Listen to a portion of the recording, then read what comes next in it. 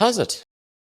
I wanted to share with you a social experiment that produced some very interesting results.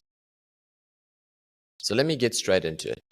Early December, myself and 8 clients decided that we were going to have something to work towards over the festive season, give ourselves a bit of direction and hold each other accountable.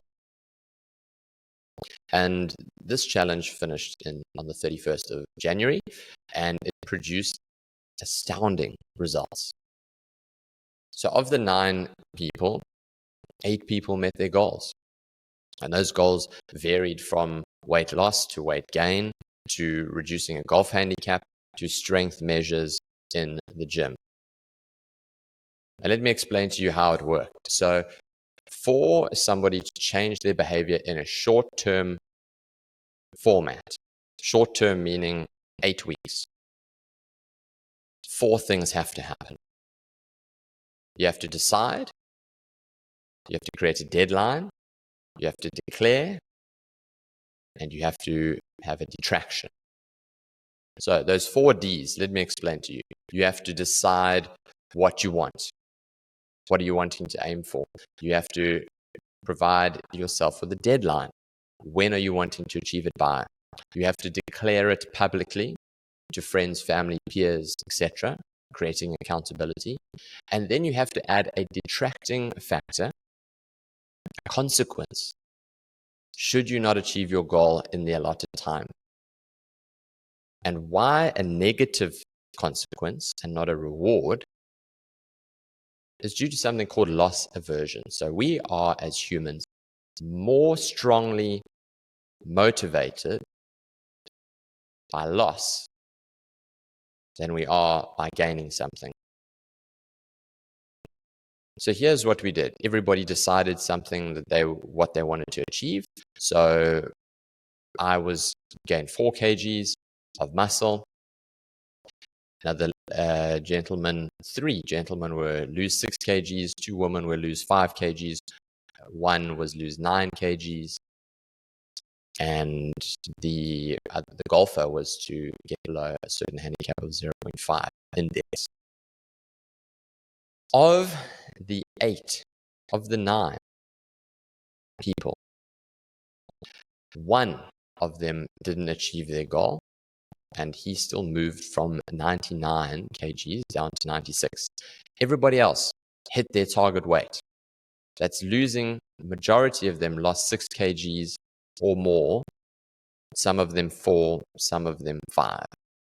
But every single person met their goal. They lost that weight over the most difficult part of the year. And that surpassed even my own expectations. So then it got me thinking, why did this work?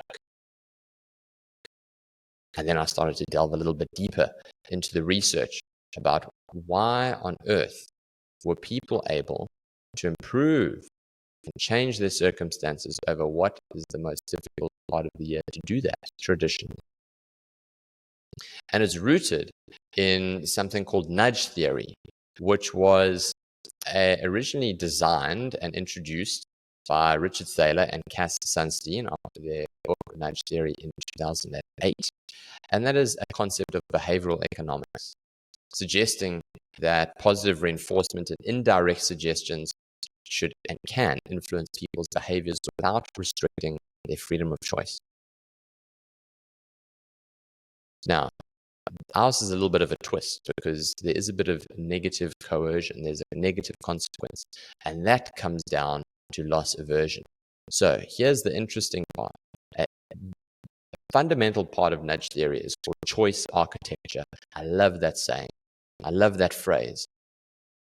Designing and constructing your choices in a certain way that's going to incentivize you and nudge you to take a decision and to make your own choice that is going to nudge you in a direction that is better for you. So choice architecture shapes the difference, shapes the decision-making environment, rather, to help people make better choices whilst maintaining their autonomy. They are not held against their will. They are not forced. They are making an active decision that is in their best interest. And here's some key fundamentals about choice architecture. It's called number one, bounded rationality. Okay, so humans don't always make the best choices because we have cognitive limitations, sometimes a lack of information, time constraints. Choice architecture makes complex decisions much simpler by restructuring and realigning how we think and behave. That is by a gentleman called Herbert Simon. Second, Libertarian Paternalism. This is a term coined by Thaler and Sunstein in their book, Nudge Theory. And they say that people should be free to choose, but decision-making environments should be designed to nudge them towards the beneficial outcome. And the interesting one, the one that is probably most pertinent to our challenge that we conducted over December and January, is called prospect theory. And that's by a gentleman called Daniel Kahneman, who wrote a wonderful book called Thinking Fast and Slow, and Amos Tversky. And what they say is people perceive gains and losses differently. So they tend to avoid losses more than the equivalent gains. So that's loss aversion, what I spoke about earlier. Choice architecture leverages the framing choices in ways that highlight the benefits or the potential losses to encourage desired decisions. The fourth principle and pillar behind choice architecture is heuristics and biases. This is again Tversky and Kahneman, and they said that people rely on shortcuts, which can lead to predictable biases. For example, a default bias, people are more likely to go to a preset option. So, for example, automatic enrollment in retirement plans, and also the way that you frame something. So, the way information gets presented to you. So, think of food, for example, 95% fat-free sounds better than 5% fat.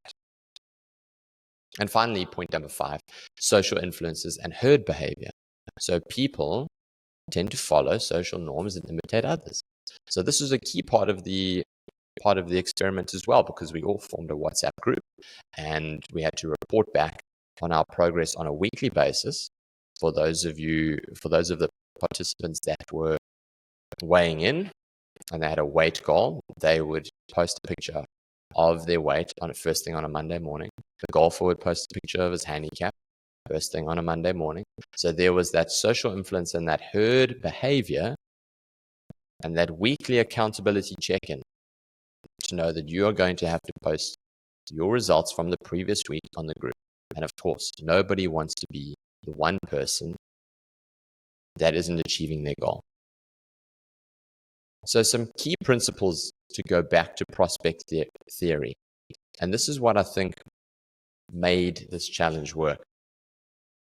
The most important point, or the most important 2 points rather, loss aversion, which we've spoken about.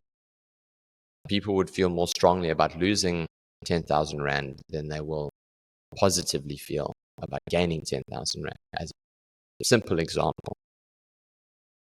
And reference points. So people evaluate outcomes relative to a reference point. And this is why this is so important. Because your reference point with a negative outcome, in the case of this social experiment and this group, was that if I use the obvious example of weight loss, the reference point, if somebody has a fear of heights, for example, one of the participants has a fear of heights, and they, as their negative consequence, were going to do the RB gorge swing, the bungee jump. And that became the reference point. So therefore, the decisions and the sacrifice that that person had to make over that 8-week period was always referred back to the bungee jump. Therefore, when it came to festivities, drinks, when it came to Christmas cake, when it came to summer cocktails, the potential short-term pain, discomfort, ill pleasure of turning away those things that weren't in line with the ultimate goal became an easy sacrifice to make when compared to the reference point of doing the Orby Gorge swing.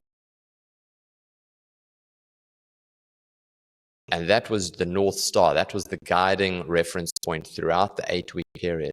For me as well, it was the Orby Gorge swing. I had to gain 4 kilos. I went from 76 to 80, having maintained body fat or reduced it. And that was the North Star, the guiding light, the basis off of which I made all my decisions, especially when things got tough. So the key here is, as well, you need to select a group of people who are going to hold you accountable. You're going to set that negative consequence, and you know that those people are going to hold you accountable should you don't meet that requirement, the goal that you've set of the 4 Ds. Remember, decide, deadline, declare, and detract. So you need that group of people to hold you accountable. And that's, again, part of the WhatsApp group, because there's engagement that's going on. There's people encouraging, as well as you know that everybody's on their own journey, but rest assured that people are going to hold each other accountable. And here's the important part, is when should you offer a nudge? When is it time to engage in something like this? And I believe the answer is when you are receiving feedback about your current situation, but aren't doing anything about it. Case in point, eating unhealthily, drinking too much, weight goes up on the scale. And that happens the first week, the second week, the third week. Centimeters start to increase, clothes start to feel a bit tight, maybe not even fitting. These are all micro feedbacks that are happening over time that you are choosing to ignore.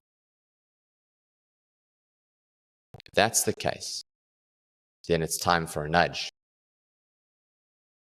And all a nudge is, it's drawing awareness to 2 things. There's a cost to inaction, and that is possibly the most important lesson, life lesson that you might take away from this episode. Inaction has a cost, and often that cost, that price to pay for inaction, is way more than the price that you would have to pay for taking action, the suffering of taking action. And secondly, it's a restructuring of priorities. That's all it is. Everybody knows that they need to exercise if they want to stay fit and healthy. Everybody knows if they want to lose weight, they have to cut out sugar. You have to be in a calorie deficit, probably drink more water, probably get more steps in, probably get more sleep, manage your stress. Yet, those elements of weight loss and of getting in shape are never a priority when things are spiraling out of control. They became optional time slots through which you could then slot in something more urgent and more important, seemingly so, if the time required it and if something more urgent came up. So the nudge offers a restructuring of priorities. Now, setting aside time for meal prepping on a Sunday afternoon. Now, going to the gym with a personal trainer or going to your own gym. Now, getting a good sleep. Now, drinking enough water. Those become the priorities. And now other things start to fall away. That last minute meeting that can be pushed out to tomorrow. The 20 emails that you have to clean out of your inbox can wait to tomorrow. Because now the priority is the exercise. The priority is the meal prep. And once that starts to happen, the compounding effect of positive decisions start to gather momentum, and we start to see the results. And that is how you change that short-term negative momentum. That's how you get out of a rut. And that is what this is designed to do. And that's what I truly believe has worked. And I truly believe that it can work for others as well. Now, I address the question of, is having something that's anxiety-provoking, a negative consequence, something that you should do on a long-term basis? There's a case to be made for not. If this is creating anxiety, an anxiety that becomes counterproductive, then no. However, we're dealing with an acute change in behavior modification, an acute change in habits. This is the kickstart to set you right, to rectify the course, to get you heading down a path that is more constructive and more in line with who you want to be. And after an 8-week period, that should have set you in good stead. You should have formed those habits. You could have proved to yourself that you could do it, which is probably the most important thing. Eradication of self-doubt. And then you can start to facilitate a more sustainable lifestyle after that. So maybe try that. We're into February now. And if you haven't got on board with your New Year's resolutions, if you're a goal setting and New Year's resolutions type of person, then maybe it's time for a little nudge. If you found this episode helpful and you would like to join in on February and March's nudge, because there's a second one that started due to the success of the first one, then drop me a message. Let me know what you'd like to achieve. And you can join the movement.